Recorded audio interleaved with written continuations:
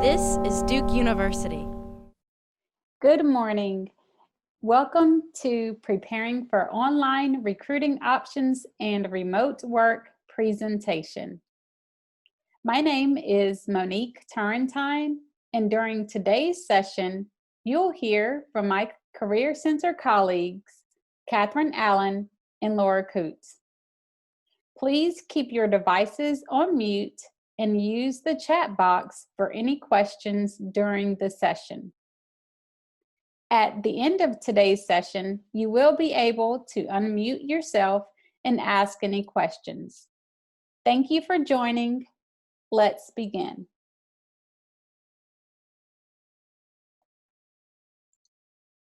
Today's learning outcome will allow students to have knowledge, confidence, and skills needed to be successful in an online interview, remote opportunity, and virtual event.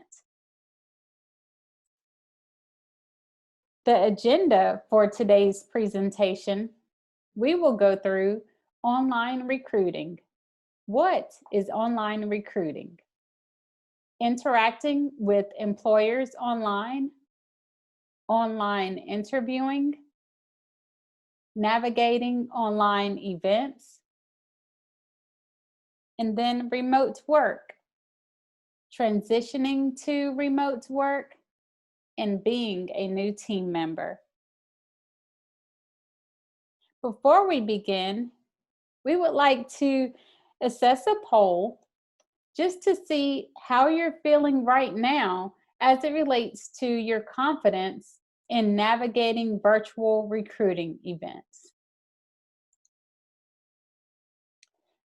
So on your screen, you should see how confident are you in navigating virtual recruiting events? 1 being not confident at all, ranging up to level 5, extremely confident.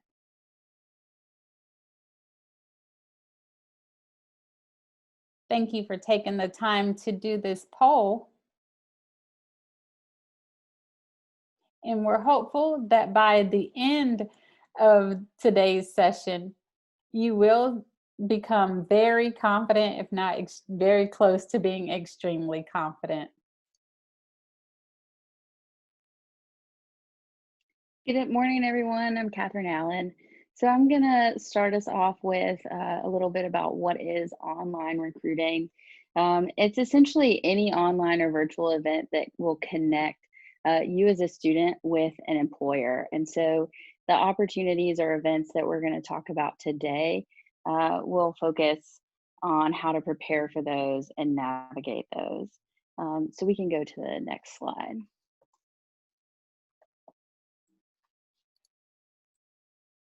So just to start with, if you wouldn't mind going back one more slide, thanks. We'll do some like general how to interact with employers, which as I go through these, a lot of these may sound really obvious, but you might be surprised how often these are not observed. So definitely think about these as helpful across any form of online recruiting or online interaction with employers. So definitely get to know the platform that you're using whenever possible. Practice on it in advance or watch a tutorial video if it's available and that's your preferred method of learning. Use the mute button whenever possible and appropriate. So I sort of like to think about it like this. If there's 5 or more people in a meeting, I may unmute myself and be a regular part of the conversation. If there's 6 or more people in the meeting, I'm probably going to start with my mute button on and unmute as I want to contribute to the conversation. So use that as your range, but definitely be mindful of muting and unmuting. Your background is really important. Don't just look behind you for the double check. Actually pull up your camera and check behind you from the view that you see on the platform. You really just want to remove anything that would be a distraction to the person that you're talking to or meeting with, or anything that you don't want them to see. So think about that really closely. That's really a key detail. And then of course, chat using proper grammar. Of course, emojis and abbreviations are really helpful, but we're talking about complete sentences, utilizing capitalization. And then of course, don't get distracted. Don't get distracted by Googling something or researching online or multitasking online, but also don't get distracted by maybe others that you live with. Put up a do not disturb sign or something like that. So virtual career fairs is a pretty common online recruiting event, and there's a lot of different structure to these. Employer chat rooms are just what it sounds like. There's going to be a window of time that you can pop into a chat room and start a conversation with an employer. Similarly with video chat, you may be assigned a very specific time to video chat with an employer. There are other events that can happen within a virtual fair, and it really just depends on the setup and the structure of the fair. So it's really important to review all the event information in advance. These might be things like information sessions or other workshops that are helpful for your own career development. And then, of course, some fairs will have a job board, so it's really important to visit that space just to see what opportunities are available. And then in terms of preparation, you're going to spend a lot of time in the preparation zone for a virtual fair. Of course, you want to register in advance because there are capacity limits, and some virtual fairs will close when they reach that limit.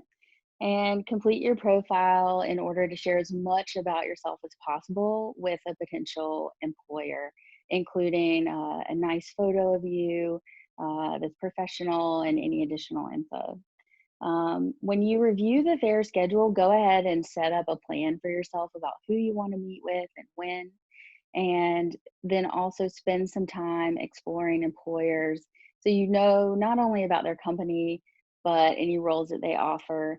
And this will also help you identify relevant questions, which we'll talk about on the next slide. And of course, updating your resume is key because people will ask for it. So always save and share your resume as PDF. So navigating the fair, like the day of the fair, what's your game plan? Think about who your non-target employers are, or maybe your less than favorite employers are, and go visit them first. That will warm you up, give you practice for interacting in the virtual space, so that by the time you meet with your favorite or priority employers, you're going to be ready. The conversation will go much easier, and you'll know the platform and the process and be more comfortable with that. There's oftentimes lots of information in the virtual fair space, so using filters available to you will help you narrow down things like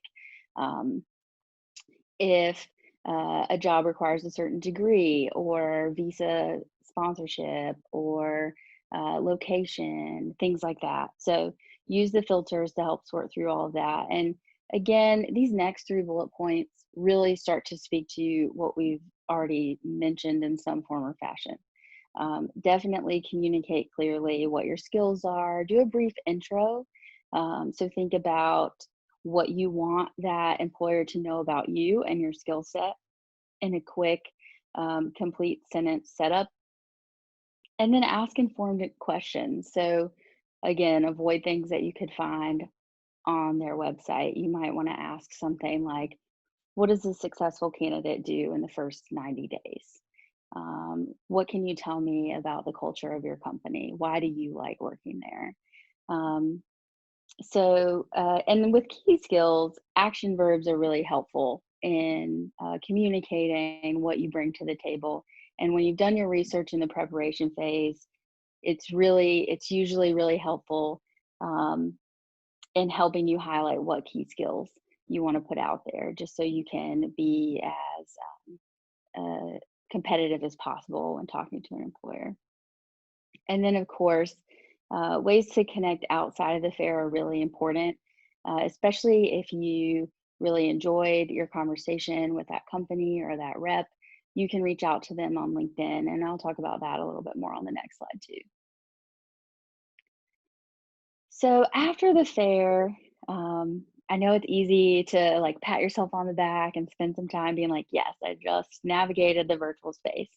Please do that, but know that your work isn't quite yet done, because you want to collect any notes or information that you've gotten in the fair so that you can send a thank you and follow up via LinkedIn. So think about creating a personalized message about maybe something you discussed with that individual that you want to follow up with, and just say thank you for your time, that it was really great to meet with them. If you don't have a LinkedIn, or they gave you an email instead, use email to follow up and say thanks. Definitely go ahead and apply to the jobs and internships that resonated with you, that you feel like you connect with, and that are a great fit for your skills and values. And if you have your resume already prepared from the preparation section, this would be really helpful. The next step here is about creating company-specific cover letters. This is really critical because you do want to adjust your resume and cover letter to be specific to a job role or a company whenever possible. If you're curious to know more about this, you can go onto our website. We offer information on how to tailor or customize your documents, so definitely check that out. But it will help your material stand out when you apply. And then go ahead and make an appointment with us to start practicing your interview skills and preparing for that step. So the next event type that I'm going to cover is online info sessions. These are very similar to an in-person info session, where you can expect an employer to provide a brief overview of their company. They may share information on jobs or internship opportunities available. You might even see a panel of people that are current employees who will answer your questions or share additional information on their job role or their experience in the company. So you can expect a pretty similar format to what you're probably used to in person. Of course, register in advance if that's required, because again, there's sometimes a capacity or a limit there. So the sooner you can register, the better. Don't forget your mute button and preparing relevant questions. So again, those general tips are coming into play here.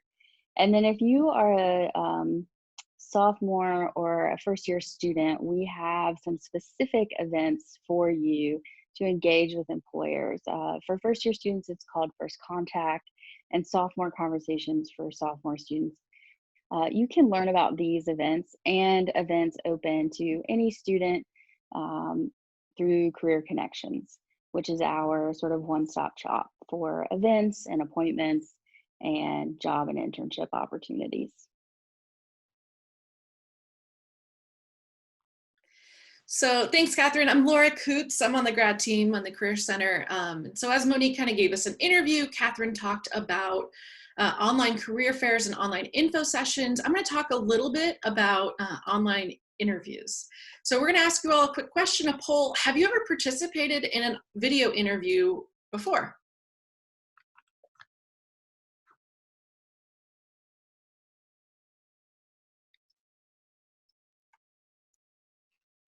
So I'm seeing about 60% of you all have. That's great. I think part of that is just knowing whether you're familiar with the whole setup, but also how can you maximize your time? So we'll get a little bit into some of the basics of online interviewing. So one of the things you want to make sure that you do is block 30 minutes prior to the interview. Occasionally you might get a call 5 minutes early, so making sure that you have everything situated, you've gone over your notes, and you're just prepared and comfortable in that space. That's a huge thing to do before then. Check your technology. Make sure that you have a reliable internet access. If you don't, that's a great thing to let someone know, hey, I've actually had some issues with my internet today. I want to make sure that we have a plan in case this doesn't work. Making sure you check your space and your background. As Catherine mentioned, making sure that you turn on your screen beforehand and you actually see what's behind you. This is a great time to practice with a friend. We've heard from certain recruiters, you know, I can see a student's bed in the background. You might see mine in my guest room, but this is really the best space for me in my house. So part of it's managing what space you have, but also making sure that you're checking your space, checking your background. And we do have a video on our website, which will show you where that is. If you go to anything about interviewing on our website, there is a great YouTube video that explains how do you set up the lighting, how do you set up your screen, where do you put it on boxes, which is really helpful just thinking about the best way to look when you're on a Zoom or a Skype call. Other things, knowing the platform. So Zoom might be something that you're very familiar with.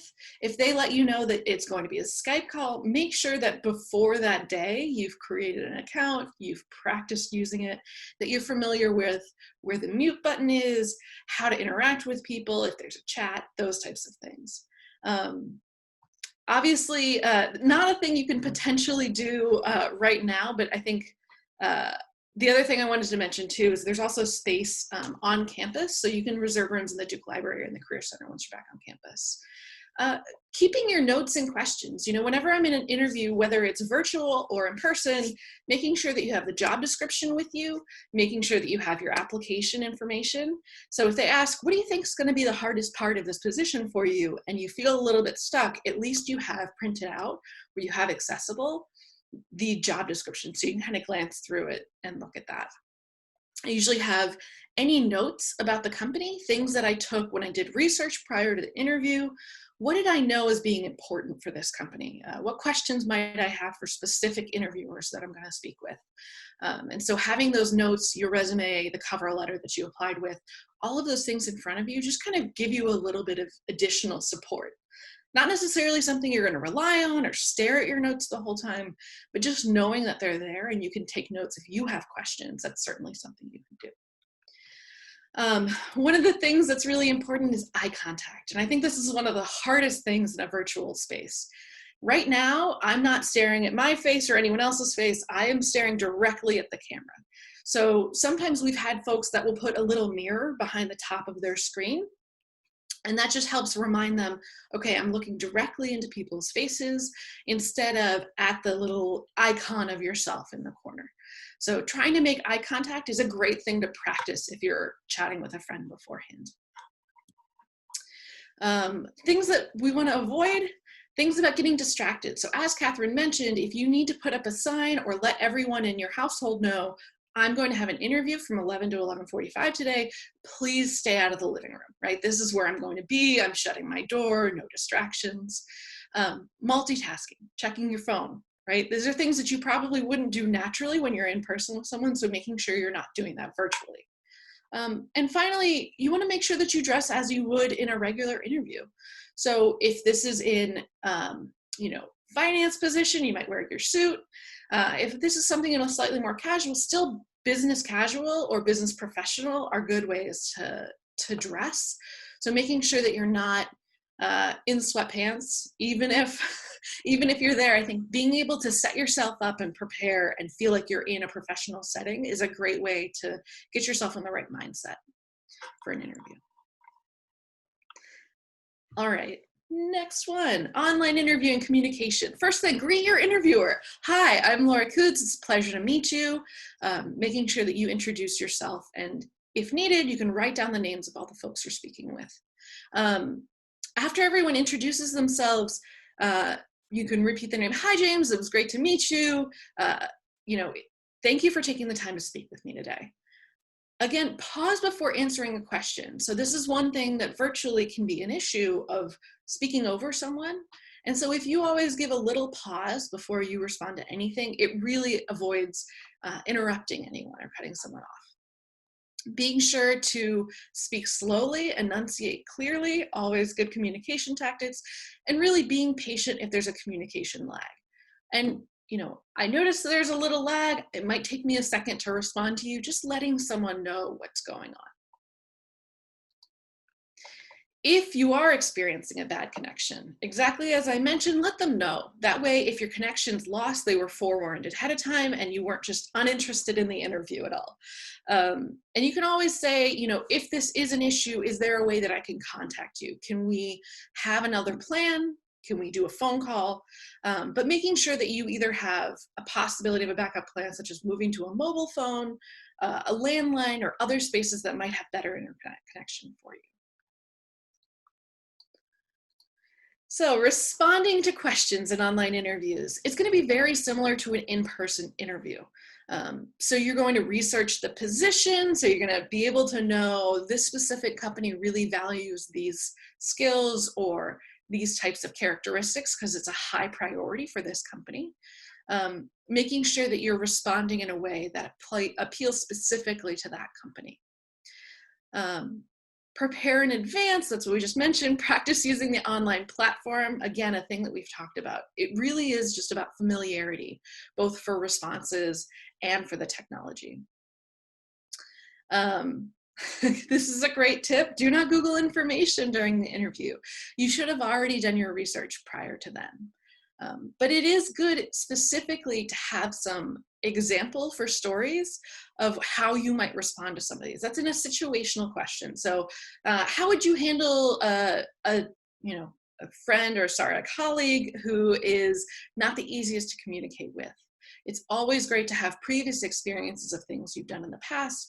Well, I had this issue with a classmate, and so this is how we manage that process. There's an example of how to prepare for those specific situations in our online interviewing guide. That's on our website. Really making sure that you're able to talk about your experience, how it connects with the job. Again, that's a thing that you're really going to highlight in your responses. And then we're transitioning to remote work. So part of this is really thinking about, okay, you've gotten the job, you've successfully let them know what your skills are. But part of this too is just thinking about, if you do have a remote position in the next summer or next year, how do you prepare for that experience? The first thing is just knowing what type of softwares they're using. Do they regularly use Zoom on a daily basis, GoToMeeting, Microsoft Teams, whatever those are? If you can, get access to those before your first day of work, just so you're a little bit more familiar with them. Are there file sharing systems that they use? Is it Dropbox? Is it Google Drive? Is it Box? Having access to those again, or at least being able to familiarize yourself with them before the first day is always really helpful. Do they use a project management tool? Is it Asana, Trello, Basecamp, something like that? Again, those are things you might be able to set up on your own before you get into those positions. And then just knowing other communication tools, whether it's Slack, Google Chat, just kind of asking these questions before you start that position of saying, what technology are you using on a daily basis, just so you've looked them up beforehand. It's really helpful to know what the employer's policies are on remote work. That is, do you have a weekly sign-in sheet that specifically tracks how many hours I'm working? Is there a list of work accomplishments at the end of each week? Know what the expectations are as you go into the position, just so you're not a week, 2 weeks, 3 weeks in, you haven't handed certain work in that your supervisor's expecting. Checking in with your supervisor is crucial, especially when you don't have the ability to pop into somebody's office. Getting to know your team virtually is also really important. And so it might be whether you have a system with the company that there are weekly coffee hours or happy hours, whatever that is, making sure that you have a chance to connect with other colleagues. I think our office specifically, if you're new in the office, you are expected to set up 30 minutes of time with everyone else in our office, which is a really great way of getting to know everyone. Even if your office doesn't require that, I think it's a really great way of getting to know everyone, especially if it's an internship or if it's a full-time position. These are people ideally you'll be working with for a while and will be part of your career network, your community. And so getting to know what other people can help you with, what questions you can go to them with, is a really great way to set yourself up for the duration that you're planning on being with that company. Work plan and time management. This is really helpful. Really thinking about how you best communicate the results of what work you've gotten done on a weekly basis. Maybe even the process that you did. This is really helpful to consider what your manager's communication style is. Is there a preference to have a weekly email, a daily email? Is it via chat box? Or knowing whether it's a video check-in on a regular basis. And so I really think getting to know your supervisor and having clear and open communication with them is a really, really important way of being able to know that you're successful in a role. I think a few other points too is just knowing that ambiguity is usually a circumstance if you're doing remote work. So being okay with flexibility, being able to adapt, and communicating that with your team is crucial. So a lot of the increase in virtual internships and virtual work over this summer, employers may be looking specifically for some insights of how they can best do this in the future. If you think that part of your onboarding or part of the training is really helpful for you, that might be really great to let supervisors or management know of, hey, I think this is a really great way that you've all onboarded. It's a useful way for me to get set with everyone else in the company. And I think part of this too is being open to new things in these roles. So, are you taking responsibility for some of the work and the accomplishments that you have in the internship? Would you like to learn a new skill by the end of the summer? If that's the case, how can you potentially propose a job or a project within that role that will allow you to use that skill that you'd like to develop? Your virtual internship may be the first virtual internship program for the employer. So think about how your feedback can really be helpful for other people in the future. We do also have resources online that are kind of explain how you can find some of this remote work, and those are things that we can share with you all after this as well. So final things, do's and don'ts for new team members. And Monique, can you go back one?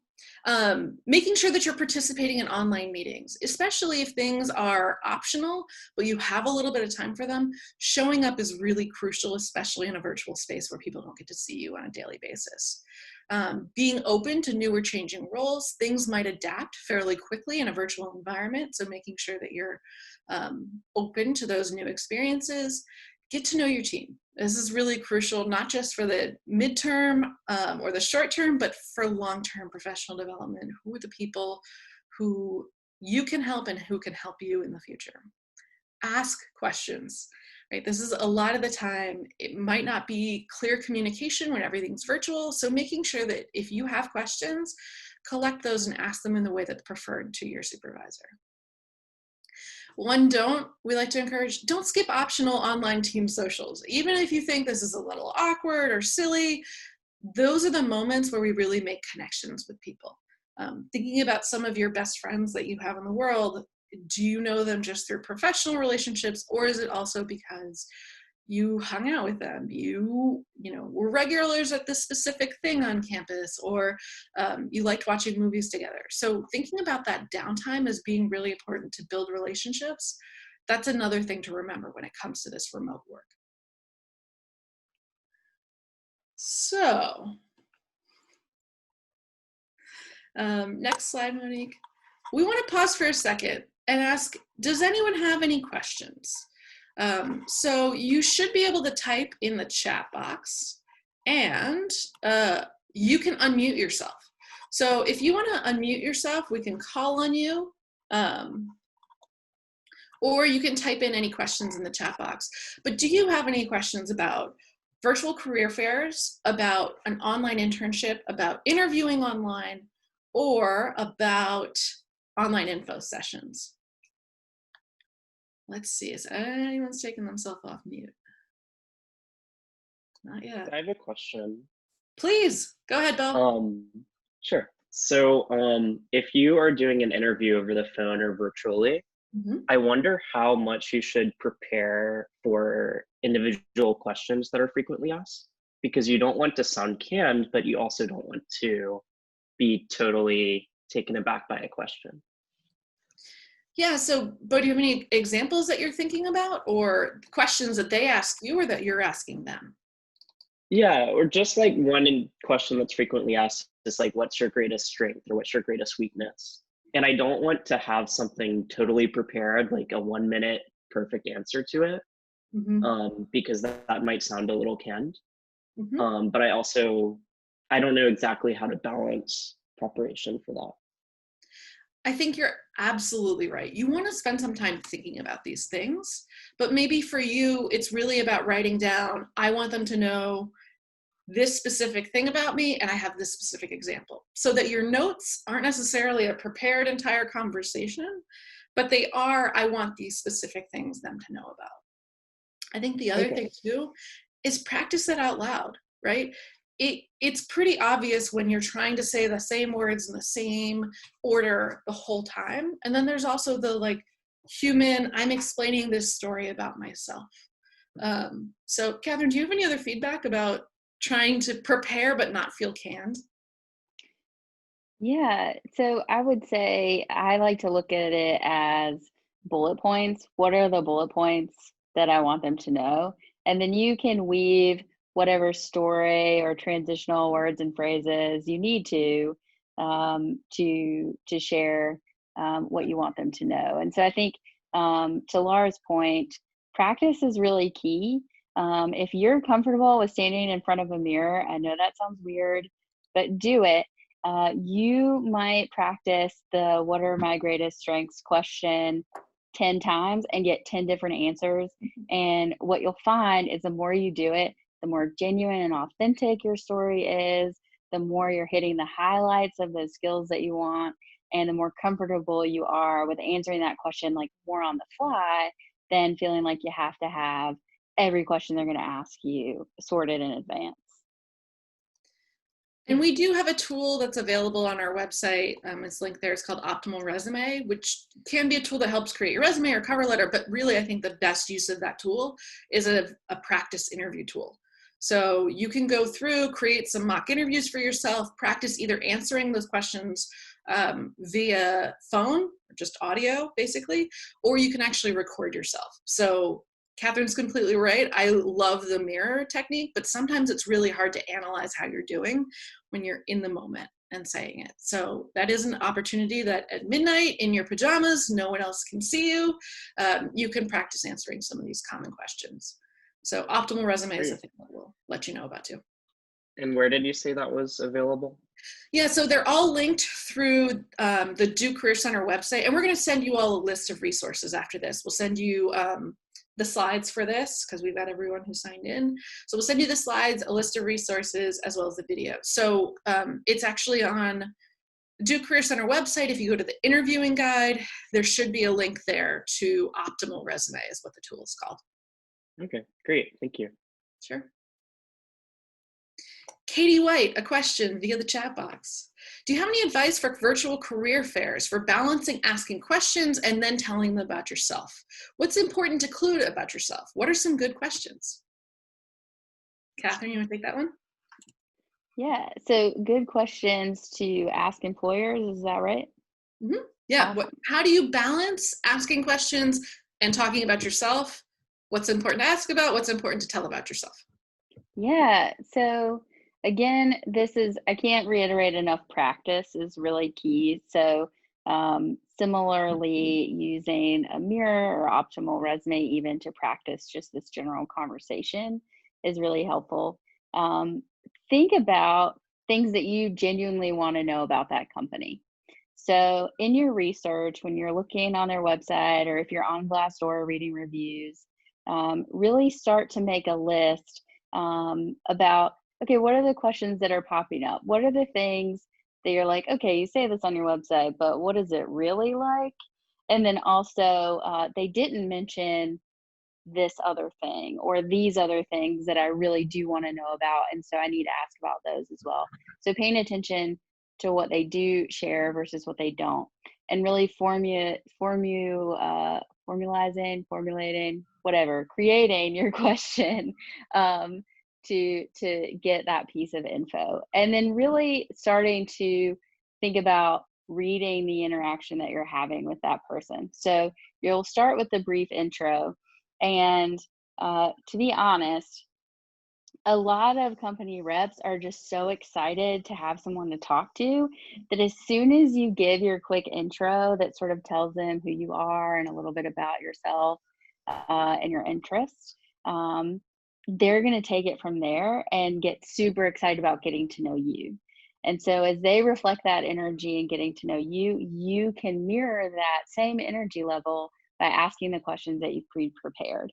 And just read their body cues, and especially like online, if you see somebody looking away, or maybe they were taking notes, now they've stopped taking notes and their eyes are starting to glass over on Zoom, that's probably your cue that you can move on to either another question, or you can give them space to respond, and get some more info that way. So hopefully that helps. Yeah, I think a lot of it start with a hook, right? Hey, I'm Laura. I'm currently a third-year PhD student at Duke. I'm studying social psychology, and I'm really interested in applying for your company because I saw that you were working on these types of projects. I find that stuff fascinating, right? 2 or 3 sentences, very short, but there's a hook. It lets someone interact with me. They know enough if they want to talk about my degree program, if they want to talk about my interests. Maybe I would say, you know, I'm interested in these positions at your company because I've developed some of the technical skills that you all are looking for.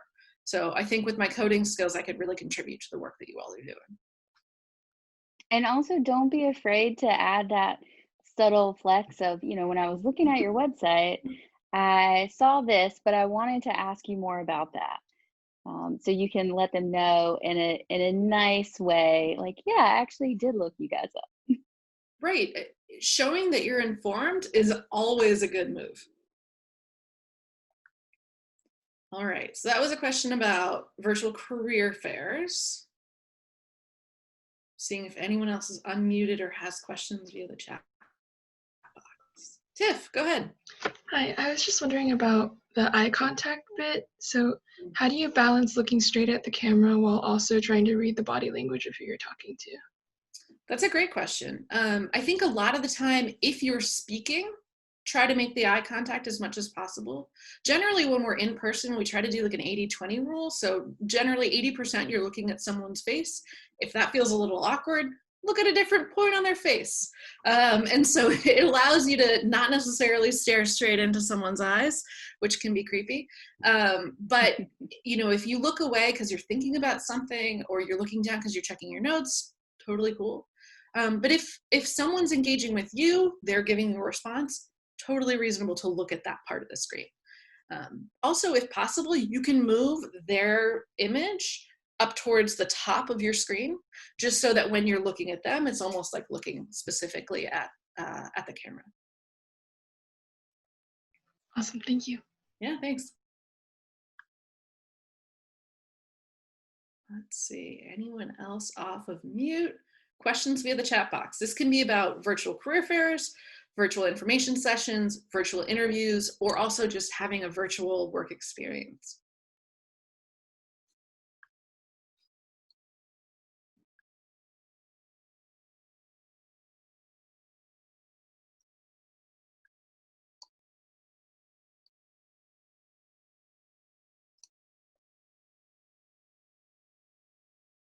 All right, I guess, Monique, we can go to the next slide. We're going to send out a list of additional resources, but we want you also to know, if you go to the Career Center website, there is a detailed overview about COVID working, about all of this interviewing stuff, the top banner on our website. So that's basically we've created this since March. It's got all of the information right in that go-to top banner. The other additional resources we'll send you in links, but if you go to the left-hand side on our website that says CVs, resumes, and guides, or resumes, cover letters, and guides, something like that. There are a lot of guides, both for specific industries, but for things like, how do you do negotiation? How do you prepare for an interview? How do you write a cover letter? There are guides for each of those things on our website. So those are really, really useful resources. I'm also going to copy into the chat box. This is the tool we were talking about, OptimalResume. So you just create new user. In the top right-hand corner, you just log in with your NetID, and it's a super easy tool. If you look at, there's resume, cover letter, and then the third section is interview. So that's an easy way for you to practice interviewing by yourself. Next slide. And finally, we want to ask you all the same question again. So we've gone through a lot of content today pretty quickly. But we want to ask, how confident are you now in recruiting virtual recruiting events?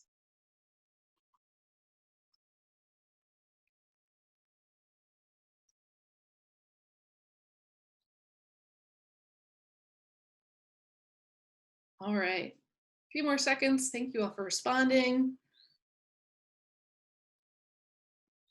All right, end poll. Thank you.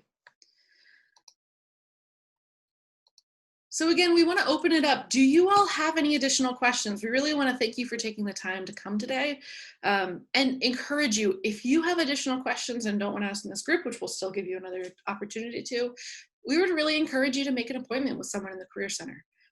We're available every day of the week. If you go into Career Connections, that's the way to schedule an appointment, probably how you registered for this event. And we're happy to have one-on-one advising appointments to speak about any of these things or practice if that's a helpful thing for you.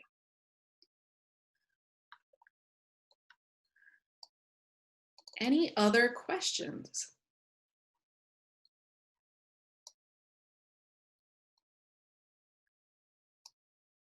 Vanille. Catherine, do you know the date for the virtual career fair specifically for first-year students, or was that info session specifically for first-year students? The first conversations? Yes. So those are they're more like info sessions or conversations with employers specific to first-year students. And they happen throughout the academic year. So like fall and spring. And forgive me if I don't have all the details on it, but if you check Career Connections, you will see those opportunities come through. So I definitely recommend getting to know Career Connections, not just as an appointment site, but also for all the other features that it offers. Work it into your like regular website rotation. And Leanne, I was going to ask you to hop in and explain details about Yes. tomorrow's career fair. Would you mind explaining to everyone the details? Sure, not a problem. Hi, everyone. My name is Leanne Waring, and I'm also one of the staff members here from the Career Center. And I can actually provide more information on the first year contact and sophomore conversations, as well as Thank you, the Leanne. virtual career fair. Sure, absolutely. First Contact is a program specifically for first year students, like it suggests in the name, and they do occur throughout the academic year at the request of the employer. So it does vary in terms of the dates and the times that these are available, and we usually open up time slots for employers beginning in November. So we let you have the first couple months of the academic year to kind of get acclimated. And then we hold those from November through April. Similar, the sophomore conversations are going to be for obviously sophomore students. And we also open those up in November and hold those through April. And sophomore conversations is a little bit different than the First Contact. First Contact are more 30-minute webinars that employers do to kind of overview an industry and their company, and then there's a Q&A at the end. Whereas sophomore conversations are one-on-one conversations with employers. It can happen either virtually or in person if we're back on campus. And those are going to be more of a informational interview versus a webinar. So just a little bit of difference with those, but we will definitely be reaching out with more information as those dates get scheduled. Of course. Thank you all so much for joining today's session. If you have any questions, feel free to reach out to the Career Center at any time. Thank you. Bye, y'all.